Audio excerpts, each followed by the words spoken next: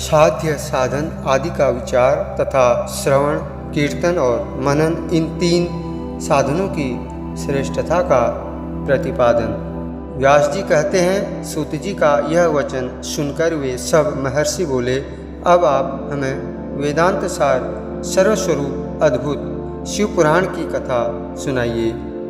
सूत जी ने कहा, आप सब महर्षिगण रोग शोक से रहित कल्याणमय भगवान शिव का स्मरण करके पुराण प्रवर शिव पुराण की जो वेद के सार तत्व से प्रकट हुआ है कथा सुनिए। शिव पुराण में भक्ति, ज्ञान और वैराग्य इन तीनों का प्रीतिपूर्वक गान किया गया है। इस वर्तमान कल्प में जब सृष्टि कर्म आरंभ हुआ था, उन दिनों 6 कुलों के महर्षि परस्पर वाद विवाद करते हुए कहने लगे, अमुक वस्तु सबसे उत्कृष्ट है और अमुक नहीं है। उनके इस विवाद ने अत्यंत महान रूप धारण कर लिया। तब वे सबके सब अपनी शंका के समाधान के लिए सृष्टिकर्ता अविनाशी ब्रह्मा जी के पास गए और हाथ जोड़कर विनय भरी वाणी में बोले, प्रभु आप संपूर्ण जगत को धारण पोषण करने वाले तथा समस्त कारणों के भी कारण हैं। हम यह जानना चाहते हैं कि संपूर्ण तत्वों से परे परात्पर पुराण पुरुष कौन हैं। ब्रह्मा जी ने कहा, जहाँ से मन सहित वाणी उन्हें न पाकर लौट आती है तथा जिनसे ब्रह्मा, विष्णु, रुद्र और इंद्र आदि से युक्त यह संपूर्ण जगत समस्त भूतों एवं इंद्रियों के साथ पहले प्रकट हुआ है, वे ही ये देव महादेव सर्वज्ञ एवं संपूर्ण जगत के स्वामी हैं। ये ही सबसे उत्कृष्ट हैं। भक्ति से ही इनका साक्षात्कार होता है, दूसरे किसी उपाय से कहीं इनका दर्शन नहीं होता। रुद्र, हरि, हर तथा अन्य देवेश्वर सदा उत्तम भक्तिभाव से उनका दर्शन करना चाहते हैं। भगवान शिव में भक्ति होने से मनुष्य संसार बंधन से मुक्त हो जाता है। देवता के कृपा प्रसाद से उनमें भक्ति होती है और भक्ति से देवता का कृपा प्रसाद प्राप्त होता है। ठीक उसी तरह जैसे यहाँ अंकुर से बीज और बीज से अंकुर पैदा होता है। इसलिए तुम सब ब्रह्मर्षि भगवान शंकर का कृपा प्रसाद प्राप्त करने के लिए भूतल पर जाकर वहाँ सहस्रों वर्षों तक चलने वाले एक विशाल यज्ञ का आयोजन करो। इन यज्ञपति भगवान शिव की ही कृपा से वेदोक्त विद्या के सारभूत साध्य साधन का ज्ञान होता है। शिवपद की प्राप्ति ही साध्य है, उनकी सेवा ही साधन है तथा उनके प्रसाद से जो नित्य नैमित्तिक आदि फलों की ओर से निःस्पृह होता है वही साधक है। वेदोक्त कर्म का अनुष्ठान करके उसके महान फल को भगवान शिव के चरणों में समर्पित कर देना ही परमेश्वर पद की प्राप्ति है।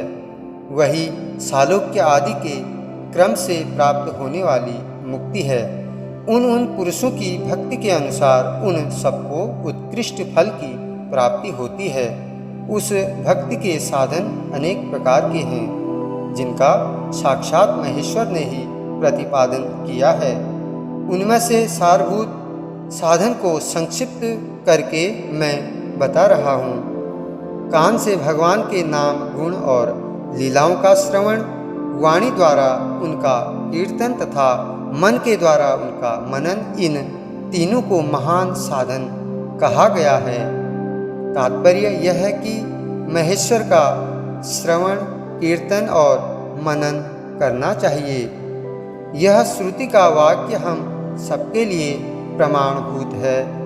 इसी साधन से संपूर्ण मनोरथों की सिद्धि में लगे हुए आप लोग परम साध्य को प्राप्त हों। लोग प्रत्यक्ष वस्तु को आँख से देखकर उसमें प्रवृत्त होते हैं, परंतु जिस वस्तु का कहीं भी प्रत्यक्ष दर्शन नहीं होता उसे श्रवणेन्द्रिय द्वारा जान सुनकर मनुष्य उसकी प्राप्ति के लिए चेष्टा करता है। अतः पहला साधन श्रवण ही है। उसके द्वारा गुरु के मुख से तत्व को सुनकर श्रेष्ठ बुद्धि वाला विद्वान पुरुष अन्य साधन कीर्तन एवं मनन की सिद्धि करे। क्रमशः मनन पर्यंत इस साधन की अच्छी तरह साधना कर लेने पर उसके द्वारा सालोक्य आदि के क्रम से धीरे धीरे भगवान शिव का संयोग प्राप्त होता है। पहले सारे अंगों के रोग नष्ट हो जाते हैं, फिर सब प्रकार का लौकिक आनंद भी विलीन हो जाता है। भगवान शंकर की पूजा, उनके नामों के जप तथा उनके गुण रूप विलास और नामों का युक्तिपरायण चित्त के द्वारा जो निरंतर परिशोधन या चिंतन होता है, उसी को मनन कहा गया है। यह महेश्वर की कृपा दृष्टि से उपलब्ध होता है। उसे समस्त श्रेष्ठ साधनों में प्रधान या प्रमुख कहा गया है। सूत जी कहते हैं, मुनीश्वरों, इस साधन का महात्म्य बताने के प्रसंग में मैं आप लोगों के लिए एक प्राचीन वृत्तांत का वर्णन करूंगा। उसे ध्यान देकर आप सुने। पहले की बात है, पराशर मुनि के पुत्र मेरे गुरु व्यासदेव जी सरस्वती नदी के सुंदर तट पर तपस्या कर रहे थे। एक दिन सूर्य तुल्य तेजस्वी विमान से यात्रा करते हुए भगवान सनत कुमार अकस्मात वहाँ जा पहुँचे। उन्होंने मेरे गुरुदेव को वहाँ देखा। वे ध्यान में मग्न थे। उससे जगने पर उन्होंने ब्रह्म पुत्र सनत कुमार जी को अपने सामने उपस्थित देखा। देखकर वे बड़े वेग से उठे और उनके चरणों में प्रणाम करके मुनि ने उन्हें अर्घ्य दिया और देवताओं के बैठने योग्य आसन भी अर्पित किया। तब प्रसन्न हुए भगवान सनत कुमार विनीत भाव से खड़े हुए व्यास जी से गंभीर वाणी में बोले, मुने, तुम सत्य वस्तु का चिंतन करो। वह सत्य पदार्थ भगवान शिव ही हैं जो तुम्हारे साक्षात्कार के विषय होंगे। भगवान शंकर का श्रवण कीर्तन मनन ये तीन मुख्य साधन कहे गए हैं। ये तीनों ही वेद सम्मत हैं। पूर्व काल में मैं दूसरे दूसरे साधनों के संभ्रम में पड़कर घूमता घामता मंदराचल पर जा पहुंचा और वहां तपस्या करने लगा। तदंतर महेश्वर शिव की आज्ञा से भगवान नंदिकेश्वर वहां आए।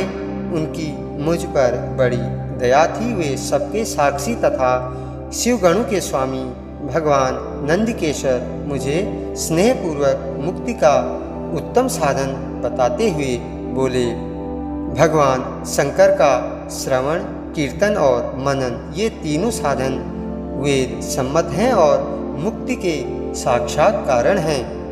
यह बात स्वयं भगवान शिव ने मुझसे कही है। अतः ब्राह्मण, तुम श्रवणादि तीनों साधनों का ही अनुष्ठान करो।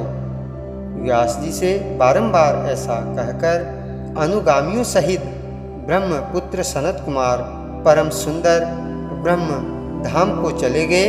इस प्रकार पूर्व काल के इस उत्तम वृत्तांत का मैंने संक्षेप से वर्णन किया है।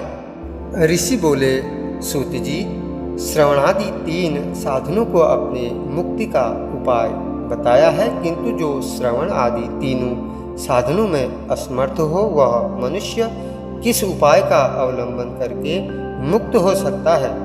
किस साधनभूत कर्म के द्वारा बिना यत्न के ही मोक्ष मिल सकता है?